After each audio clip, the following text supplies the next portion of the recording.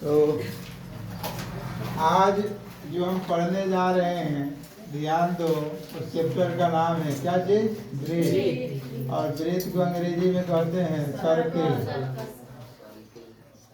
आज बताओ जो है ना।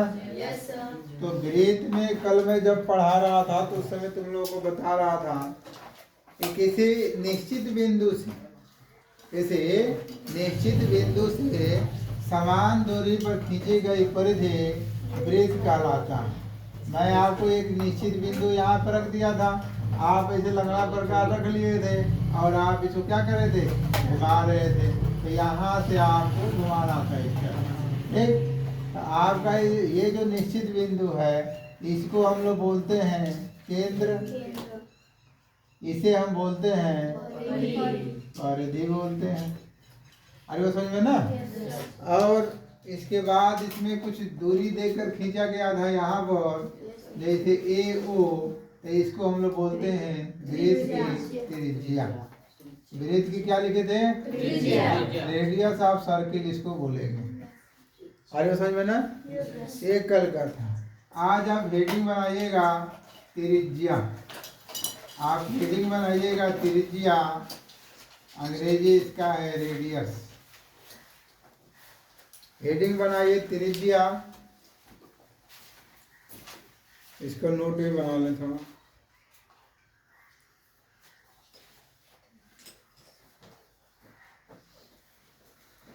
बोलो लिखिएगा, जब कोई रेखा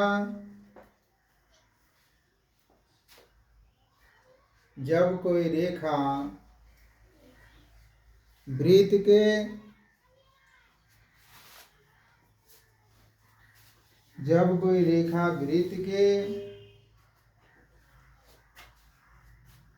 परिधि पर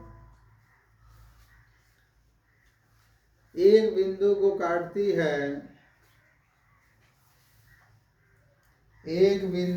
काटती है,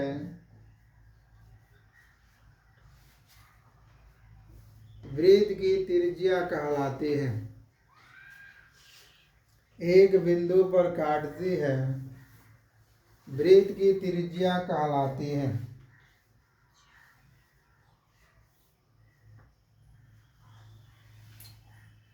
ठीक है ना। तो इसको जब बनाना होगा तो चलिए 3 सेंटीमीटर का रेखा लीजिए। 3 सेंटीमीटर का आप रेखा ले लीजिए। डिवाइडर लिया है कोई? डिवाइडर दीजिए मुझे।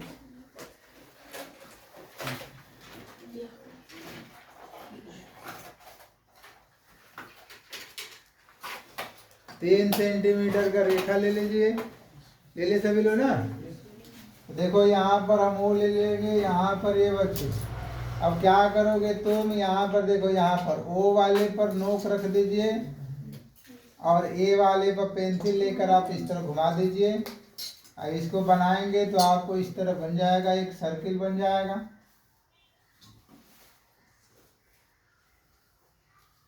सर्किल बन जाएगा।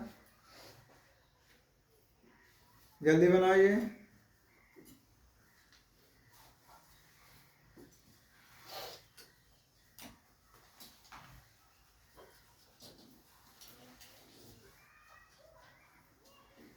बन गया ना। अब देखो बच्चे, अब तुम्हें कुछ समझना है। यहाँ से यहाँ देखो, ये तुम्हारा वृत्त का त्रिज्या हो गया, पहले से बता चुका हूँ कि जो ओ ए है वो क्या है? वृत्त की त्रिज्या है। परिभाषा लिखा गया है कि केंद्र से परिधि पर एक बिंदु पर जो रेखा काटती है वही हमारा वृत्त का त्रिज्या होता है। हमारी बात समझ में ना। तो आप चाहोगे ना तो स्केल लगाकर तुम ऐसे भी माप सकते हो, यहाँ भी माप सकते हो, इधर भी माप सकते हो, ऐसे भी माप सकते हो और ऐसे भी माप सकते हो। जहाँ मन वैसे आप मेजर करके देख लीजिए, हर जगह 3 सेंटीमीटर ही आ रहा होगा।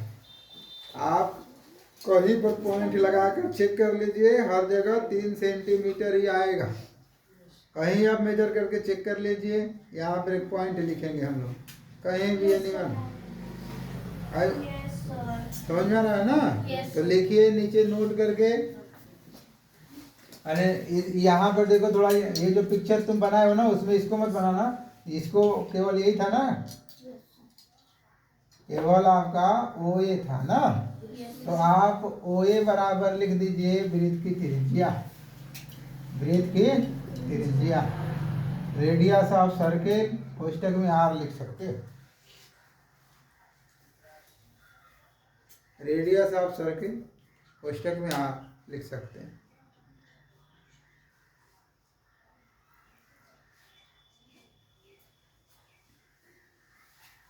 हो गया ना, नोट करके लिखिएगा। एक ही वृत्त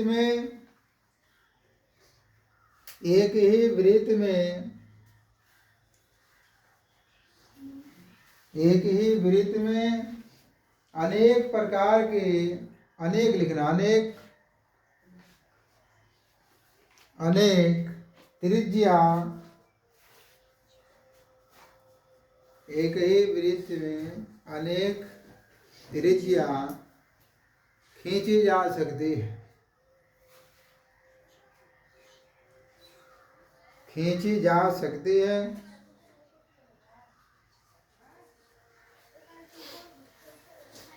देखो समझ में ना, तो इसका क्या मतलब हो गया कि जो मैं सर्किल बना रहा हूँ, ये जो सर्किल बना रहा हूँ, आप फिर से बना लीजिएगा, कोई भी सर्किल बना लीजिए और यहाँ से आप एक त्रिज्या ऐसे भी लिख दो, एक त्रिज्या ऐसे भी लिख दो, एक त्रिज्या यहाँ बना दो, कहीं बना लेना, मेजर करके देख लिए हो ना। तो मान लो A1 हो गया, A2 हो गया, A3 हो गया, A4 हो गया और A5 हो गया, आपका केंद्र हो गया। तो जब आप लिखने जाओगे तो आप ऐसे लिख दोगे, O A1 is equal to O A2 is equal to O A3 बराबर ओ A4 लिख दो और ओ A5 लिख दो, सब बराबर हो जाएगा किसके, R के बराबर हो जाएगा। तो ध्यान देना, एक वृत्त में जो भी त्रिज्या खींचोगे वो समान लंबाई की होती है और अनंत अनेक खींच सकते हो। प्रश्न एक पूछा जाता है तो ध्यान देना इसको, ठीक है ना। अब इसको बना लीजिए, नीचे कहीं छोटा छोटा सर्किल बनाओ ना, छोटा छोटा सर्किल बना।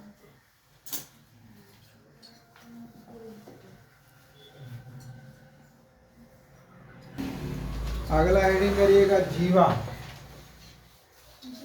जीवा जीवा कॉर्ड। अगला हेडिंग कर लीजिएगा जीवा। प्रश्न पढ़ा रहा हूं, बस थोड़ा सा लिखवा लो। जीवा देखो, जब कोई रेखा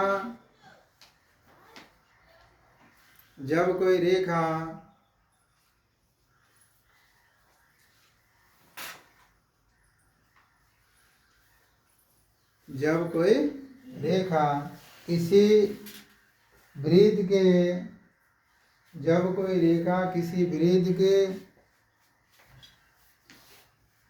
जब कोई रेखा किसी वृत्त के परिधि पर, परिधि के लिखना, परिधि के दो बिंदुओं पर प्रतिच्छेद करती है, दो बिंदुओं पर प्रतिच्छेद करती है,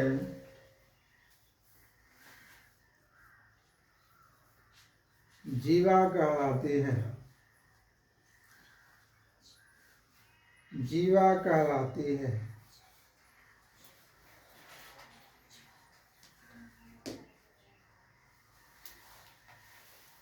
जीवा कहलाती है। हो गया ना। आप एक सर्किल छोटा सा बना लीजिए इस तरह। देखो ये सेंटर तुम्हारा केंद्र हो गया। जीवा का मतलब देख रहे हो बाबू, जीवा का मतलब तुम यहाँ भी खींच सकते हो, ए भी देखो दो बिंदु पर कट कर रहा है कि नहीं कट कर रहा है, ये तो ये जीवा हो गया। यहाँ से देखो यहाँ भी कर सकते हो, ए भी जीवा है, सी डी समझ रहा है ना। ए चाहो तो यहाँ भी खींच सकते हो, ये हो जाएगा ये। कहीं से भी तुम कट कर सकते हो, कहीं से, जी एच, ये सब क्या है, जीवा है। एकदम आप चाहे तो ऐसे कर लीजिए, ऐसे कर लीजिए। आपको परिभाषा लिखवाया ना कि कोई रेखा परिधि के दो बिंदुओं को प्रतिच्छेद करनी चाहिए, कैसे भी बनाइएगा, आप चाहो तो यहाँ से लेकर यहाँ खींच दो, बीचों बीच लेकर खींच दो, वो भी जीवा हो जाएगा कि दो बिंदु को प्रतिच्छेद कर रहा है। ठीक है, तो आप लिखेंगे जीवा इजिकल टू, तो जीवा इजिकल टू तुम लिख सकते हो ए बी भी जीवा है, सी डी भी जीवा है, उसी तरह ई एफ भी जीवा है और जी एच भी जीवा है। आएगा समझ में ना, बन जाएगा। नोट करके लिखिएगा, एक वृत्त में असमान लंबाई के, एक वृत्त में असमान लंबाई के अनेक जीवा खींची जा सकती है।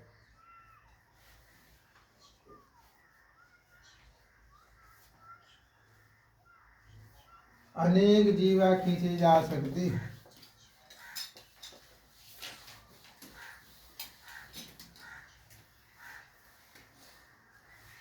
अगला हमारा आ जाएगा व्यास।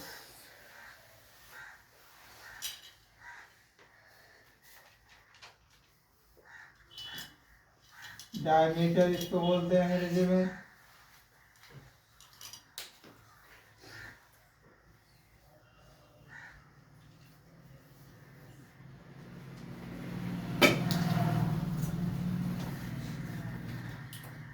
व्यास लिखिएगा, वृत्त के केंद्र से होकर,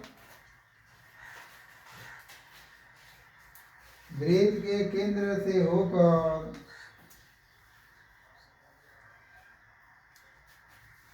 वृत्त के केंद्र से होकर जाने वाली रेखा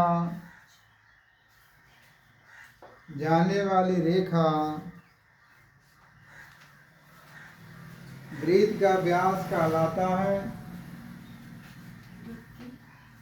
वृत्त के केंद्र से होकर जाने वाली रेखा वृत्त का व्यास कहलाता है। इसे डी से प्रदर्शित करते हैं। कैपिटल और स्मॉल दोनों लिख लीजिएगा, आप लिख करके, कैपिटल या स्मॉल दोनों में से कोई। इसे डी से प्रदर्शित किया जाता है। इसे डी से प्रदर्शित किया जाता है। हो गया। तो इसके लिए आप सर्किल बनाएं एक छोटा सा। आप ऐसे सर्किल बना लीजिए, लगा प्रकार रखकर ऐसे घुमा देंगे आप। ठीक है ना, देखिए इधर, तो ये तुम्हारा केंद्र हो गया ना। देखो बच्चे, ये केंद्र हो गया, केंद्र तुम्हारा वो है। तुम या तो तुम ऐसे भी खींच सकते हो, ये भी तुम्हारा व्यास हो जाएगा। तुम यहाँ से लिख सकते हो व्यास इजिकल टू, मतलब डी बराबर ए, ओ क्या हो जाएगा बी, मतलब ए भी लिख सकते हो, ओ को तो हटाई दो, ए भी लिख सकते हो। ऐसे भी खींच सकते हो, देखो ऐसे भी खींच सकते हो। इसको सी डी लिख दो, ए भी तुम्हारा व्यास, मतलब केंद्र से होकर जाना चाहिए। ऐसे भी हो सकता है, ऐसे भी हो सकता है। अरे समझे ना, हाँ तो ध्यान देना, ये सी डी आपका हो जाएगा। है वो समझ में, केंद्र से होकर जाना चाहिए बस।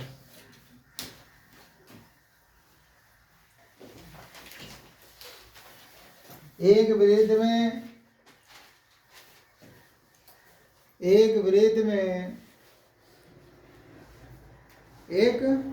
में समान लंबाई के, एक वृत्त में समान लंबाई के, एक वृत्त में समान लंबाई के अनेक व्यास खींची जा सकती है। अनेक लंबाई के, अनेक व्यास समान लंबाई की खींची जा सकती है।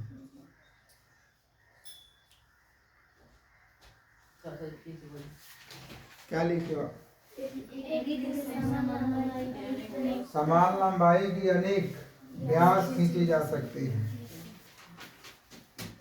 ठीक है ना। आप इस तरह बना लीजिए, एक सर्किल बना लीजिए इस तरह, और ये आपका सेंटर हो गया। ऐसे भी खींच सकते हो, ऐसे भी खींच सकते हो, ऐसे भी खींच सकते हो, हाँ, यहाँ से भी खींच सकते हो, यहाँ से भी खींच सकते हो। तीर बना लो,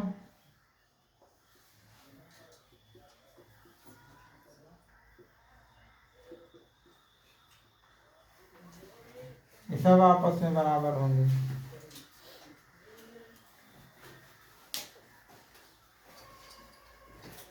हेडिंग करिएगा व्यास और त्रिज्या में संबंध। हेडिंग करिएगा व्यास व त्रिज्या में संबंध, relation between diameter and radius. व्यास और त्रिज्या में संबंध, हेडिंग कर लीजिए। लिखिए व्यास त्रिज्या का दूना होता है, व्यास त्रिज्या का दूना होता है। दूना का मतलब दो गुना होता है, ऐसे लिख दीजिएगा। अर्थात व्यास बराबर होता है 2 गुणित त्रिज्या, मतलब d बराबर हो जाएगा। और उसके बाद अर्थात लिख लो, और फिर इसे लिख लो व्यास बराबर 2 गुणित त्रिज्या, d बराबर 2 गुणित r। क्योंकि दो ठे इसमें है चर राशि, तो इसका 2 सूत्र बनेगा। या तो ऐसे लिख लेना, ठीक है ना लड़के। नहीं तो त्रिज्या बराबर d बटा में 2 मैंने व्यास का आधा कर दोगे, तब भी तुम्हारे पास त्रिज्या निकल जाएगा।